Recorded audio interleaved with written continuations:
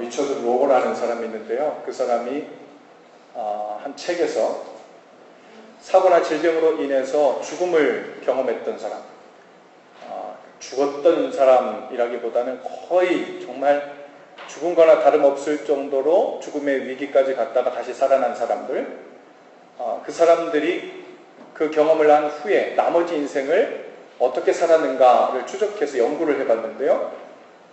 그 삶에 어떤 공통적인 변화가 있었다고 합니다.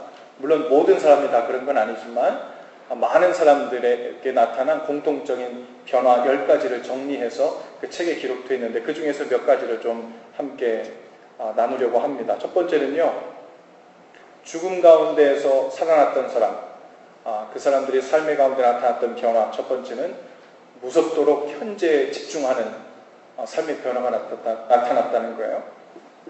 우리를 포함해서 많은 사람들이 살 때 보통 과거에 있었던 일, 그리고 혹은 아직 오지 않은 내일, 그리고 미래를 준비하며 사는 것에 우리도 모르게 마음이 가고 두려워하고 경계하고 준비하는 삶을 살게 되는데, 이 죽음까지 갔다가 왔었던 이 사람들에게는 매 순간 지금 현재 일어나는 일, 그 일이 얼마나 소중하게 다가오는지 현재에 집중하는 일들이 삶의 변화가 나타났다는 거예요. 두 번째는요, 물질적인 소유에 대한 관심이 현저하게 낮아졌다는 거예요. 그 사람들이 이전에 비해서 부자가 된 것도 아니고 넉넉한 삶을 꾸리게 된 것도 아닌데, 목숨을 잃을 뻔했던 사람들은 놀라울 정도로 물질적 소유에 대한 관심이 대폭 줄어들었다는 거예요. 어쩌면 물질적 소유에 대한 관심이 대폭 줄어들었다라고 보기보다는 오히려 그것보다 더 소중한 것이 무엇인 줄 알게 되었다. 그래서 상대적으로 그것이 우선순위를 차지하지 못하게 되었다라고 보는 것이 더 옳을 듯합니다. 또 하나는 공감 능력이 향상되었대요. 이전에는 어떤 비극이나 어려운 일, 고통스러운 일을 당한 사람들을 보면 내일 같지 않고 나에게는 일어나지 않을 남의 일처럼만 쯧쯧하면서 그냥 쳐다봤는데, 이제 이 일을 겪고 나서 죽을 뻔한 경험을 했었던 사람들이 이 어려움과 고통을, 비극을 당한 사람들을 보면서 결국 남의 일처럼 여기지 않게 되는, 그래서 나에게도 오늘 당장 내일 일어날 수 있는 일로 그 현실성이 가까워진 겁니다. 그래서 그들의 고통, 그들의 아픔을 공감하고 같이 울어주고 또 같이 기뻐해주고 하는 일들이 더욱 높아졌다는 거예요. 또 하나는 대부분 관용적으로 그의 삶의 태도가 변했다는 겁니다. 제너러스했다는 거죠. 용납을 잘하고요. 용서하는 일도 이전보다 훨씬 잘하게 되었다는 거예요. 이전에는 무슨 일을 겪게 되면 에이 뭐 죽는 일도 아닌데 뭐 이러다 죽겠어? 이런 말을 그냥 말을 끝마다 얘기는 했는데, 그것이 실제로 어떤 의미인지 마음속에 자리 잡지 못하다가 진짜 죽을 뻔한 경험을 하고 나니까 그 다음부터는 에이 뭐 죽기라도 하겠어? 이 일을 하고 이 말을 하고 난 다음에는 실제로 그 일을 크게 보지 않고 넘겨버릴 수 있는 그 현실성이 마음속에 생겼다는 거예요. 그리고 또 하나의 특징은 사랑으로 모든 문제에 답을 삼게 되었다는 거예요. 이전에는요, 핏대를 세우면서요, 내가 옳다, 네가 틀리다. 오른쪽 왼쪽을 나누기에 급급하면서 뭐가 옳은지 그른지를 따져내려고 그렇게 목숨 걸고 살았던 사람들도 이 죽을 뻔한 경험을 하고 난 다음에는 야, 누가 옳은 게 뭘 중요해. 너네가 서로 안 싸우는 게 중요해. 뭐가 그렇게 옳은 게 중요해. 서로 사랑을 하는가 안 하는가가 중요해. 이것에 초점을 맞추기 시작했다는 거예요. 또 하나는 고독과 고요한 시간을 이따금 즐기기 시작했다는 것도 있고요. 또 하나는 자신에게 집착하던 삶에서 벗어나서 다른 사람들을 돌보고 봉사하고 나눠주는 삶이 그들의 나머지 삶 가운데 공통적으로 많이 드러났다는 겁니다. 여러분, 이런 특징들을 보면서 무슨 생각이 듭니까? 갑자기 죽음이라는 것을 경험하면서 이 사람들의 라이프 스타일이 갑자기 바뀌었다라기보다는 어쩌면 그 전에 그렇게 진지하게 심각하게 생각하지 않고 살았던 자기 삶의 어떤 군더더기들, 중요하다고 생각했지만 실제로 자기 영향에 진짜 중요하다고는 마음 속 깊이 생각하지 않았던 그것들의 거추장스러웠던 것들이 어느 정도 떨어져 나가게 되는 그런 일을 겪게 된 것 같아요. 우리는 어떻습니까? 오늘 죽음을 경험했던 사람들, 죽음의 위험을 경험했던 사람들의 후속 삶에 나타났던 이 삶의 특징들이 우리들 삶에서도 어느 정도 비슷하게 흘러나올 수 있기를 바랍니다. 여러분, 이 삶의 특징들이 가만히 읽어보면요, 우리 귀에 이상하게도 익숙합니다. 어디서 많이 들어본 것 같아요. 바로 주님이 우리 믿는 사람들에게 이렇게 살라고 명하는 삶의 방식이기 때문에 그래요. 왜 그럴까요? 우리 믿는 사람들도 주님 안에서 영적인 죽음을 경험했기 때문에 그렇습니다. 할렐루야. 여러분, 성경에 보면요, 우리 믿는 자들에게 계속해서 죽음에 관해서 이야기합니다. 너희 옛사람은 죽었다. 나는 날마다 죽는다. 우리는 주님 안에서 새로 태어난 새로운 피조물이다. 예수님을 나의 죄와 죽음에서 구원하신 구원자로, 그리고 내 삶의 주인으로 믿고 산다는 말, 그것은요, 지금까지 살아왔던 라이프 스타일에 대해서 새로운 사고방식 하나를 더 얹어서 산다는 의미가 아니죠. 예수님을 알기 전 죄가 시키는 대로 하며 살았던 나의 옛모습이 이제는 죽었다는 의미예요. 또 예수님을 주인으로 모시고 살기 시작했다는 것은 그동안 내가 내 삶의 주인이 되어서 살아오던 삶의 방식에서 죽었다는 말입니다. 그래서 성경은 예수님을 믿고 산다는 것을 거듭남이라고 했습니다. 거듭남. 다시 태어난다는 말이죠. 우리가 세례를 받을 때요, 물속에 들어갔다가 나오는다는 것을 상징적으로 함께 하는데, 우리가 물속에 들어갔다 나온다는 두 가지 의미가 있어요. 첫 번째는 우리에게 묻어있던 죄가 물속에 완전히 잠겼다가 나오면서 다 씻어짐으로 말미암아 우리가 의롭게 되고 정결케 되고 하나님께 받아들여질 만한 죄사함을 얻었다는 의미입니다. 또 한 가지 의미는 물속에 완전히 잠겼다가 다시 밖으로 나오죠. 물속에 잠길 때 우리는 물속에서 질식해 죽는 거예요. 물속에서 옛날에 죄를 향해, 나 자신을 향해 살던 내 옛모습이 물속에서 질식해 죽은 겁니다. 그리고 물 밖으로 다시 나올 때 우리는 거듭남이라고 얘기하는데, 우리는 이제 나 자신을 향해 살던 삶은 죽고 하나님을 향해, 하늘을 향해 사는 삶으로 삶이 다시 시작됐다는 의미죠. 예배당 앞에 있는 저 십자가를 볼 때마다, 여러분 목걸이 혹은 손목에 있는 십자가를 볼 때마다 여러분에게 어떤 것이 리마인드 됩니까? 어떤 생각을 다시 하게 해줘요? 우리 옛사람은 모두 십자가에서 예수님과 함께 죽었다는 사실을 리마인드 하는 거죠. 오늘 예배하러 저 문을 통해서 안으로 들어왔습니다. 그리고 앞을 보면서 아마 십자가를 흘끗 보신 분들이 있을 거예요. 어떤 분들은 예배를 기도로 준비하면서 찬양하는 동안에 십자가를 보셨던 분들도 있을 겁니다. 무엇을 생각하셨습니까? 십자가는요, 우리가 죽었다는 것을 의미하는 거예요. 하나님 예배하는 동안에 내 삶이, 내 마음이 번제단의 제물이 되어서 나는 이곳에서 죽고 하나님께서 기뻐하시는 모습으로 다시 삽니다. 주님을 향해서 산 새로운 생명으로, 새로운 존재로, 새로운 피조물로 신분이 바뀐 완전히 새로운 존재로 주님 앞에 예배하는 것입니다. 오늘 그것을 고백하는 거죠. 갈라디아서 2장 20절에 사도 바울이 우리의 이 고백을 요약해서 이렇게 고백했죠. 내가 그리스도와 함께 십자가에 못 박혀 죽었나니 그런즉 이제는 내가 사는 것이 아니요 오직 내 안에 그리스도께서 사시는 것이라. 그러니 주님을 믿는 사람들은 죽을 뻔했던 놀란 가슴으로 두려워하며 사는 게 아니고 이미 주님 안에서 세상의 사고방식을 따라 살던 옛사람이 죽고 그 사실을 매일 기억하고 묵상하면서 죄와 나 자신으로는 죽은 사람으로, 그리고 주님을 향하여는 살아있는 사람으로 산다는 말입니다. 그래서 사도 바울은 나는 날마다 죽노라 이렇게 고백했죠. 문제는요, 많은 그리스도인들이 삶을 볼 때 마치 어떤 종류의 죽음도 경험해보지 못한 사람들처럼 사는 성도들이 많다는 거예요. 내가 언제 죽은 적이 있었나? 내가 이렇게 멀쩡하게 살아있는데. 오늘 우리가 읽은 본문 말씀에서도 이 사도 바울이요, 에베소에 있는 성도들에게 당부하는 글인데요, 이미 예수님을 믿고 신앙생활을 해오던 에베소의 성도들에게 똑같은 문제가 발생한 거예요. 마치 하나님의 생명에서 떠나 있는 삶을 살고 있었던 겁니다. 마치 이방인들처럼. 하나님의 생명에서 떠나 살고 있는 증거들이 그들의 삶 가운데 나타났던 거예요. 17절에 보니까 이방인이 그 마음에 허망한 것으로 행함같이 살고 있다는 거예요. 하나님의 생명에서 떠나 살고 있는 증거입니다. 여러분, 그 마음에 허망한 것을 행함같이 살고 있다. 여러분, 우리가 밖에 하나님을 알지 못하는 이방인이라고 부르는 사람들, 세상 사람들도요, 얼마든지 열심히 살아요. 밤잠 안 자면서요, 3시간, 4시간만 자고서도 열심히 세상을 삽니다. 열심히 사는 것이 선한가?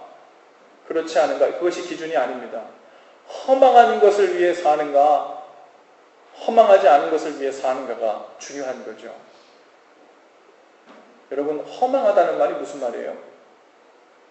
열심히 일하고 안 하고를 떠나서 죽을 힘을 다해서 획득하고 얻긴 했는데 그것이 우리의 입은 즐겁게 하고 눈은 즐겁게 하고 우리에게 쾌락은 잠시 잠깐 줄 수 있을지 모르나 우리의 영원한 생명과는 전혀 상관이 없는, 우리의 마음을 평안하게 하는 것과는 전혀 상관이 없는, 의미 있고 가치 있는 그런 단어하고는 전혀 상관이 없는, 그럼 그것이 허망한 일이에요.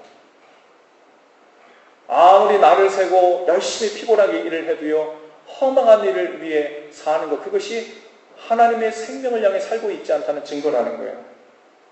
또 18절에 보니까요, 총명이 어두워지고 무지함과 그 마음이 딱딱하게 굳어짐으로 말미암아 하나님의 생명에서 떠나 살고 있다. 또 19절에 보니까 감각 없는 자가 되어서 자신을 방탕에 방임하며 모든 더러운 것을 욕심으로 행하며 살고 있다라고 표현합니다. 여러분, 예수님 시대의 사람들이 가장 두려워하고 부정하게 여긴 질병들 중에 으뜸이 있었습니다. 그것은 무엇이냐면 요즘 우리가 한센병이라고도 부르는 문둥병이죠. 그 병은 한마디로 점점 감각을 잃어가는 병이에요. 코가 떨어져 나가고 손톱 발톱이 다 빠져나가는데도 고통을 느끼지 못합니다. 감각이 없거든요.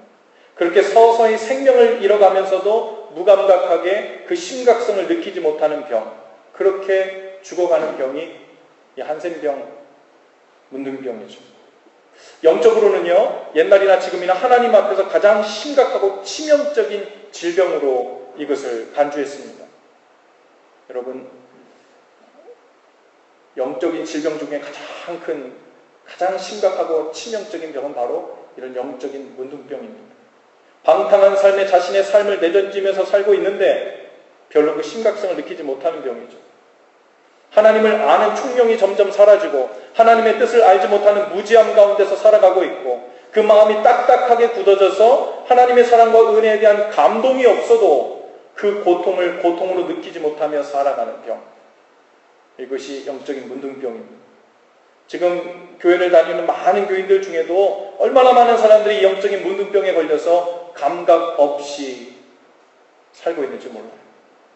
하나님의 생명으로 살지 않고 내 자신, 내 기분, 내가 원하는 것에 맞춰서 이기적으로 살고 있음에도 불구하고 그 문제의 심각성을 느끼지 못하는 겁니다.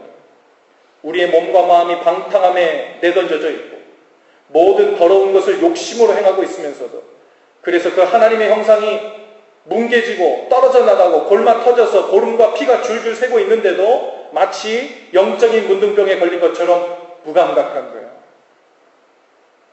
오늘 그저 내가 밥 굶지 않고 살았으면 그만입니다. 오늘 나의 조그만 재미들을 충족시켜주는 디바이스들이 내 주위에 있으면 크게 상관이 없는 겁니다. 이상하게 여겨야 합니다. 참 이상하다 하고 심각성을 느껴야 하죠. 인간은 약하고 살다 보면 죄도 지을 수 있지. 성경에서 말하는 거예요. 맞아요. 하지만 그 죄를 짓는 것이 정상은 아니라고 말씀하시는 것도 성경 말씀이에요. 이상하게 생각해야 돼요. 이상하다. 예수님을 믿고 산다는 것이 이렇게 사는 것이 아니라고 배웠는데 왜 내 삶에는 이런 것이 자꾸 점점 강해질까? 이상하다. 예수님 믿고 살면 이런 열매가 맺어지는 게 아니라 그랬는데 왜 내 삶에는 이런 열매들이 맺어질까? 하고 그 이상이 여기는 일, 아까 우리 병선 형제는 기도한 것처럼 우리의 양심이 무감각한 것들을 다시 회복하게 되는 그런 은혜가 우리 가운데 있어야 될 줄로 믿습니다. 20절 사도 바울이 에베소 성도들을 향해 그렇게 말해요. 오직 너희는 그리스도를 이같이 배우지 아니하였느냐. 우리가 신앙생활을 하면서요, 다른 사람들도 나하고 별반 다르게 살고 있지 않은 것 같은데 그거는 우리 기준이에요. 그거는 우리 생각이에요. 하나님께 그것을 가지고 나서 알을 수 없어요. 내 삶의 모습을 볼 때 주님께 나아가서 이상하다. 저는 예수님에 대해서 배울 때 이렇게 배우지 않았는데요. 라는 의문이, 답답함이, 그 선한 양심이 우리 삶 가운데서 계속해서 올라와야 합니다. 이상이 여기는 바로 그 시점에서 우리의 삶이 하나님의 생명으로 되돌아가는 터닝 포인트가 되는 줄로 믿습니다. 지난 주간에 북미 중국부에 있는 한인연합감리교회 목회자 가족 수양회를 다녀왔어요. 저 알칸산스에서 모여가지고 가족들과 한 12시간 정도 갈 때, 올 때 20시간 넘게 운전을 했는데 이번에 은퇴하신 목사님 부부 가정들도 여럿 오셨어요. 적게는 35년, 많게는 40년 이상 목회를 하시고 은퇴하신 분들이 오셔서 저와 아내도 그 은퇴하신 목사님 사모님과 이야기 나누면서 참 많이 배우고 나눔을 가졌어요. 돈으로 살 수 없는, 몇 년간 묵상하고 생각하는 것으로 얻을 수 없는 경험, 그런 시행착오와 그런 어려움에 관해서 무엇이 중요한 것인가에 관해서 아주 좋은 배움을 갖고 왔는데요. 그 중에 한 목사님이 은퇴한 삶에 대해서 어떠시냐고 물었더니 이렇게 나눠주셨습니다. 이제 은퇴를 하시고 난 후에 이제는 어디에 얽매이지도 않고 목회에 대한 어떤 프레셔도 없이 사니까 자유롭고 참 좋다는 거예요.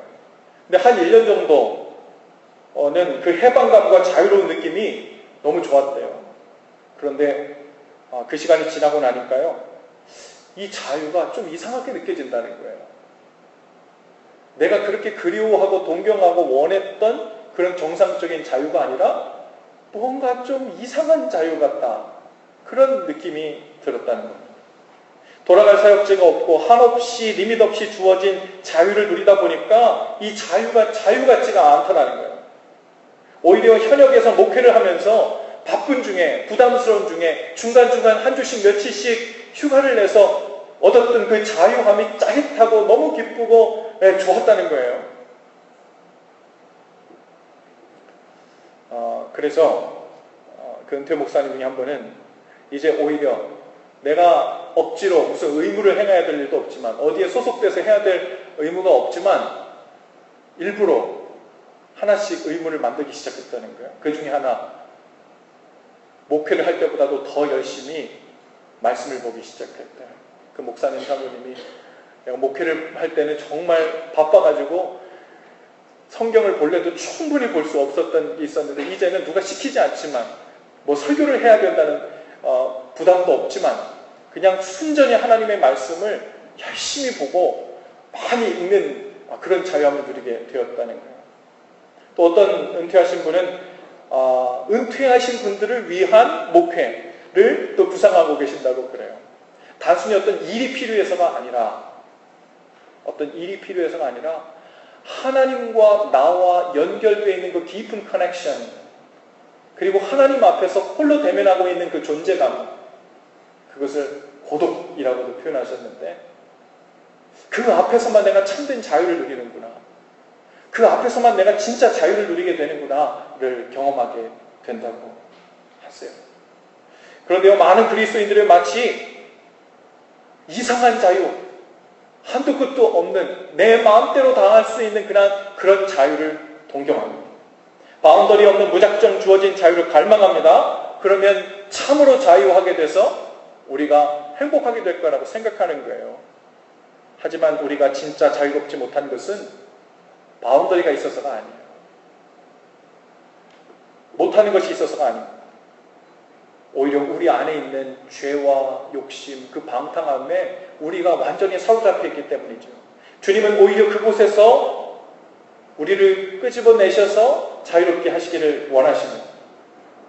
그 방탕함에서, 그 죄에서, 그 유혹에서 우리를 건져내셔서 마음 놓고 뛰어놓을 수 있는 주님의 뜰로 주님께서 초청하기를 원하신다는 거죠. 우리는 삶을 들여 그리로 들어가는 겁니다. 우리는 자발적으로 주님의 뜰 안으로 들어가는 거예요. 그 안에는 바운더리가 있어요. 하지만 주님의 그 뜰 안으로 들어가면 우리는 안정감을 누립니다. 아무도 해치지 못하는 한 주님의 뜰, 그 안에서 우리는 참된 자유, 마음껏 뛰어놀아도 되는 자유를 경험하기 시작하죠.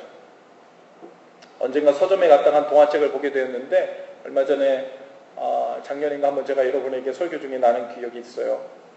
한 사람이 동화책 속에 있는데요, 동화책을 쫙 펴니까 첫 번째 그림에 어느 소년 같은 사람이요, 울타리가 쳐진 그 철조망 밖으로 나가고 싶어서 손을 집어넣고 발을 집어넣고 밖을 막 향해 있어요. 그리고 표정을 보니까 자기는 너무 자유를 갈망하는 표정이에요. 난 진짜 자유를 얻고 싶어, 이곳에서 나가게 해달라고 애쓰는 표정이에요.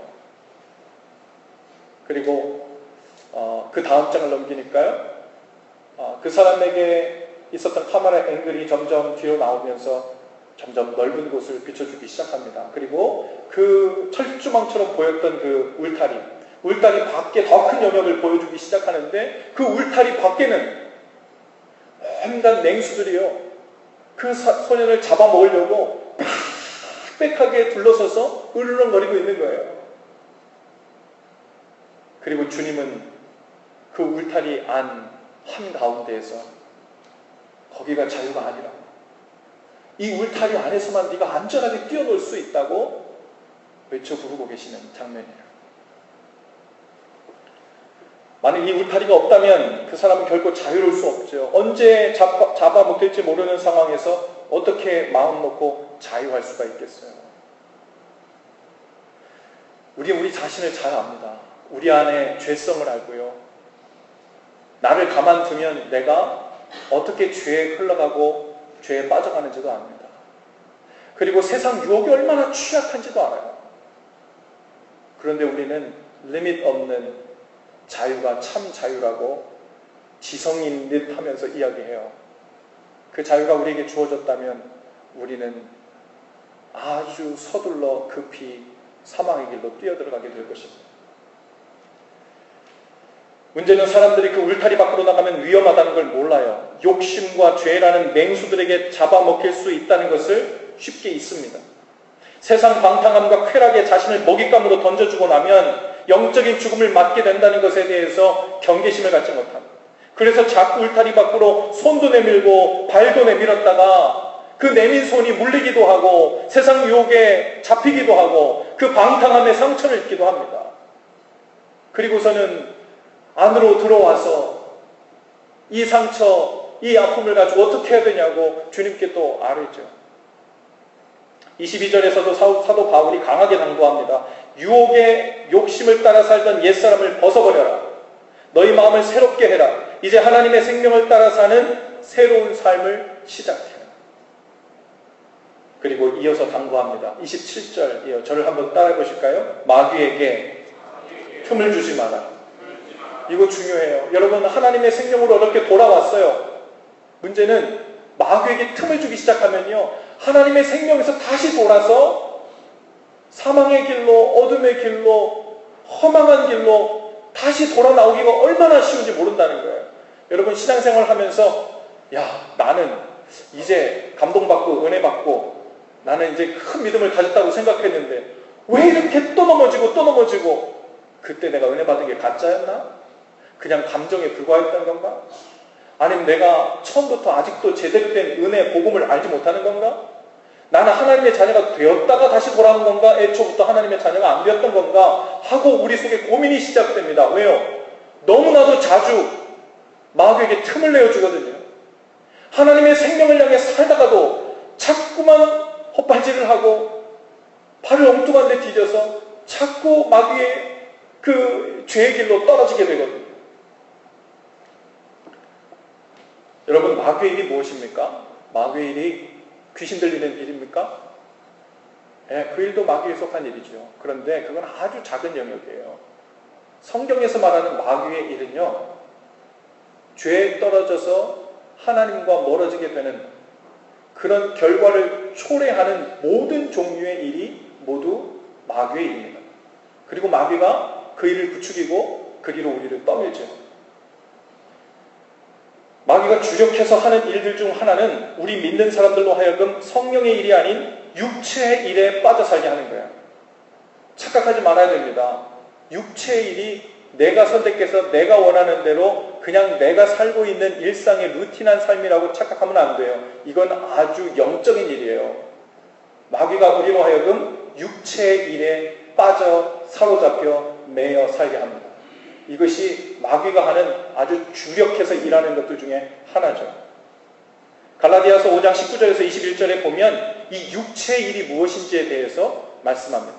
육체의 일은 분명하니 곧 음행과 더러운 것과 호색과 우상숭배와 주술과 원수 맺는 것과 분쟁과 시기와 분냄과 당짓는 것과 분열함과 이단과 투기와 술취함과 방탕함과 또 이와 같은 것들이라. 이들 중에 혹시 해당하는 것들이 있습니까? 요즘 친하게 지내는 거 있어요? 아니면 아예 발을 담그고 있는 거 있어요? 그럴 수도 있지 이런 영역이 아니에요. 이거는 육체의 일이고 그 육체의 일로 우리를 잡아 끌고 밀어넣는 영적인 존재가 있다는 것을 알아야 돼요. 그것을 인정하고 알지 못하면요, 우리는 애초부터 싸우려고도 하지 않아요. 다 잡아먹히는 거예요. 그 잡아먹히고 있는지도 몰라요.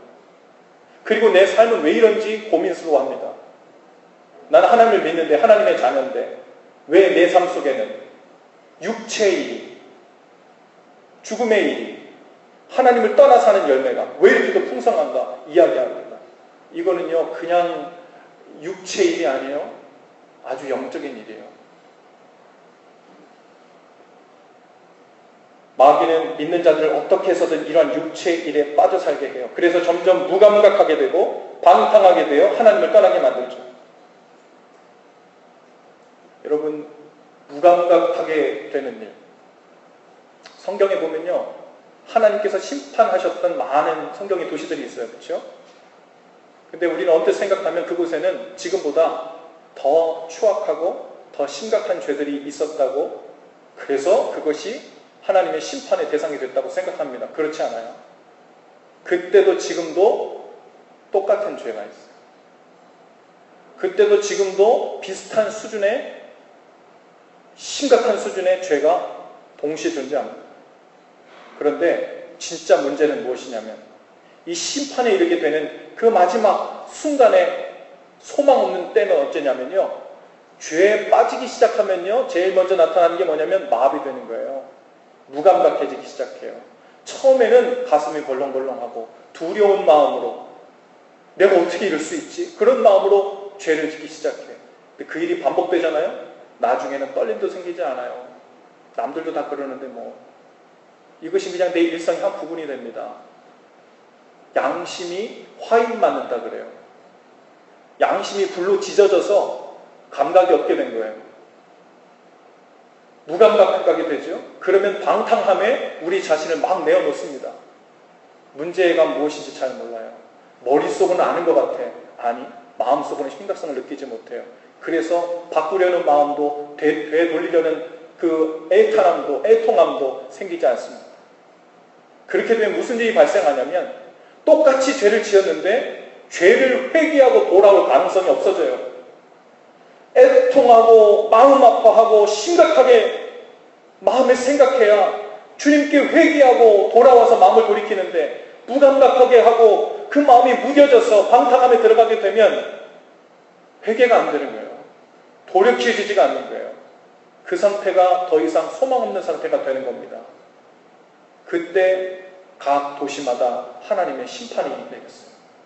더 이상 돌이키는 일이 발생하지 않을 때, 더 이상 회개하는 일이 발생하지 않을 때, 죄는요 아무리 심각한 죄도, 심지어 예수님을 은삼십에 팔아넘긴 가룟 유다의 죄도 하나님 앞에 회개했으면 용서받았을 겁니다. 용서 못할 죄는 없으니까. 가룟 유다는 특별한 죄를 지은 게 아니에요. 가룟 유다만 예수님을 팔아넘겼을까요? No.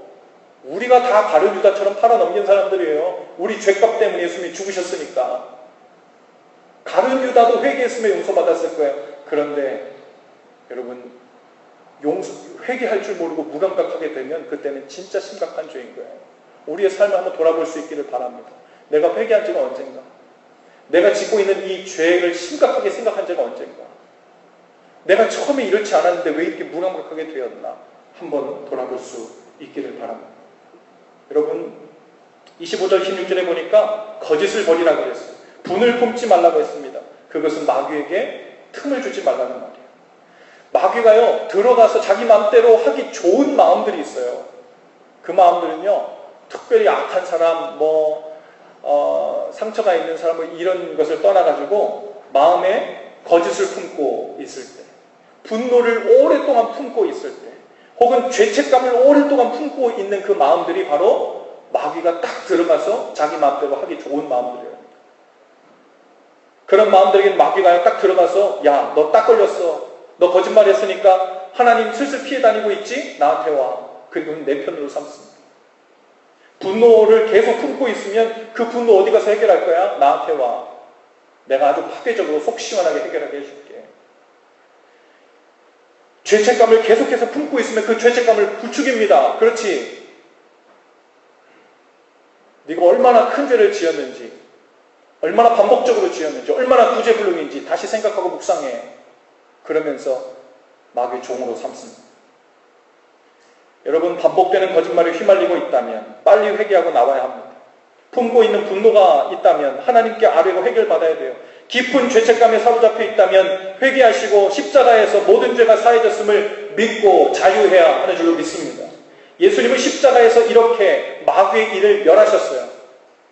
예수님이 십자가에서 마귀의 일을 멸하셨다는 것은 단순히 죽음의 일을 멸하셨고 사망의 일을 명하셨다는 그런 정도가 아니에요. 그걸 더 뛰어넘는 일. 모든 거짓과 분노와 죄책감의 영향력이 더 이상 우리에게 와닿지 못하도록 용서하심으로 끊어내는 일. 그것이 바로 마귀의 일을 멸하신 일입니다.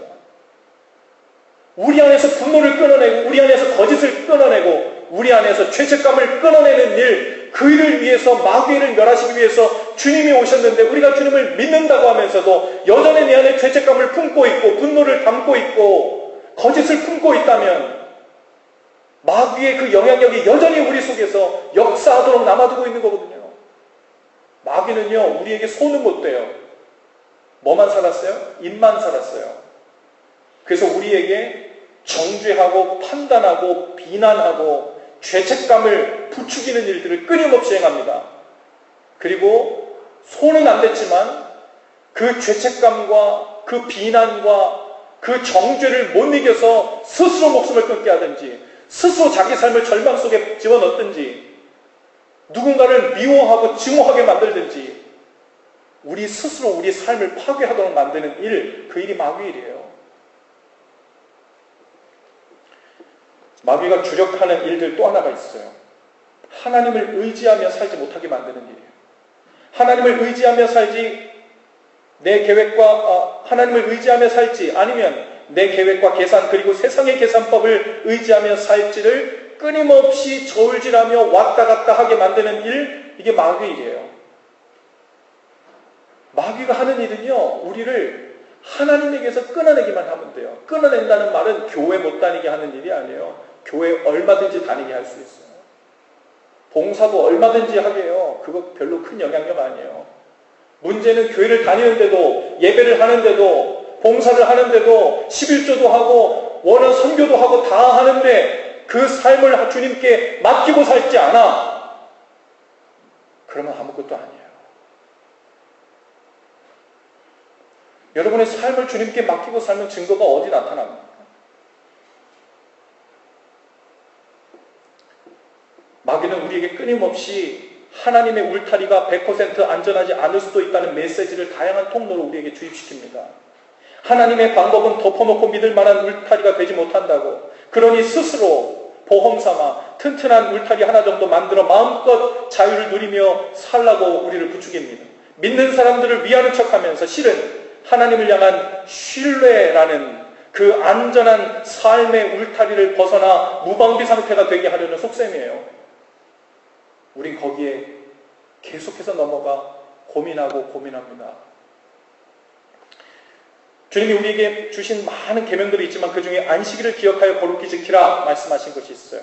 우린 구약의 그 개념의 안식일은 지키지 않지만 오늘 우리가 하나님께 구별해 놓고 예배하는 주일을 주님께 예배하죠. 여러분, 안식일을 지키는 것은요, 그냥 규칙이 아니에요. 그냥 계명이 아닙니다. 나를 예배하라고 무섭게 명하시는 그 군주 같은 하나님의 명령 같은 게 아니에요. 안식일을 지킨다는 것은 아주 영적인 일이에요. 영적인 일. 안식일 지킨다는 일이 왜 영적인 일이냐면요, 그것을 통해 하나님이 내 삶에 가장 우선순위 첫 자리에 있다는 것을 정기적으로 잊지 않고 그 마음을 놓치지 않고 붙들고 있는 통로가 되기 때문에 그 일이 아주 영적인 일이라는 거예요. 어떤 사람은요, 주일 아침마다 고민할 수 있어요. 오늘 예배를 드릴 것인가, 놀러 나갈 것인가, 돈을 벌러 갈 것인가, 공부하러 갈 것인가. 그런데 이것은 그냥 무엇을 하고 마는 일에 대한 게 아니에요. 이펙티브하게 그냥 선택할 일이 아니라는 거예요. 이 일은 영적인 일이라고. 시간적인 면에서 또 내 삶에 가장 중요한 것이 무엇인가를 고백함에 있어서 믿음의 삶이라는 울타리를 벗어나 살 것인가 말 것인가에 대한 이야기예요. 그러한 고민은 나에게 주어진 시간의 주인이 하나님이시라는 사실이 흔들리고 있는 거죠. 그러니 주일에 예배하는 일을 가지고 매번 갈까 말까 고민하게 되면요, 마귀에게 틈을 주는 일이에요. 무슨 틈을 주는 거예요? 아, 마귀야, 나 요즘에 고민하고 있어. 내가 주님을 온전히 100% 신뢰하며 살지, 아니면 조금 한 80, 20, 70, 30, 50, 50 할지 나 고민하는 중이야. 이러면서 마귀에게 자꾸 틈을 내주는 거예요. 그 틈을 내주면 그 가운데 비집고 들어와서 마귀는 우리에게 세상의 계산기를 딱 가지고 옵니다. 자, 계산해보자. 두들겨보자. 네가 생각하는 거 아무리 해도 합리적으로 답이 안 나와. 그러니 먼저 살 길을 다 만들어 놓고, 먼저 세상의 방법대로 계산 다 해놓고, 그리고 남으면, 그리고 여유로우면 하나님을 신뢰하든지 뭐 예배를 하든지. 이거는요, 교회를 나오고 안 나오고 하는 걸 떠나 아주 영적인 일이에요.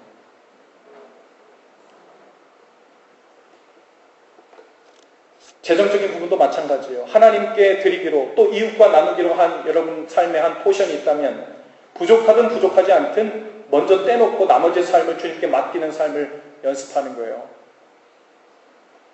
천지를 만드신 하나님이 돈이 없으셔서 우리에게 예물을 드리라 하지 않으시죠. 하나님이 이웃을 먹이고 입힐 힘이 없으셔서 우리의 돈을 가지고 나누라 하지 않습니다. 참 이상한 것은요, 하나님은 늘 우리에게 가장 중요하고 소중한 것들을 주셔. 근데 그냥 주시지 않아요. 주시고 나서 잠깐만. wait. 잠깐, 사용하기 전에 내가 할 말이 있어. 내가 이것을 너에게 줬지만 이 중에서 어느 포션 일부는 네 삶을 살아갈 수 있을까 없을까를 계산하기 전에 나의 몫으로 미리 떼어놓고 살아야 된다는 것이 원칙이다. 계산해보고 남는 게 아니라 계산도 하기 전에 미리 떼놓고 하나님이 주신 것을 사용하는 것이 원칙이라는 거예요. 하나님이 우리에게 이것을 통해 가르치시는 게 무엇이겠어요? 하나님을 신뢰하며 사는 것을 가르치고 싶은 거예요. 이상한 것은요, 하나님의 포션을 떼놓고 나머지를 가지고 살려고 계산을 딱 하잖아요? 그러면 하나님께 떼드린 것만큼 딱 모자라요. 하나님 이게 뭐예요? 아니, 하나님께 딱 떼놓으면은 그만큼 딱 맞든지 아니면 적어도 더 많든지 뭐 이래야 되는 거 아니에요? 그런데 그만큼이 모자라. 이것이 잘못 선택한 결과입니까? 아니에요. 모자르게 되어야 하나님의 채우심을 경험해요. 근데 우리 계산법은 늘 딱 맞춰놔야 돼.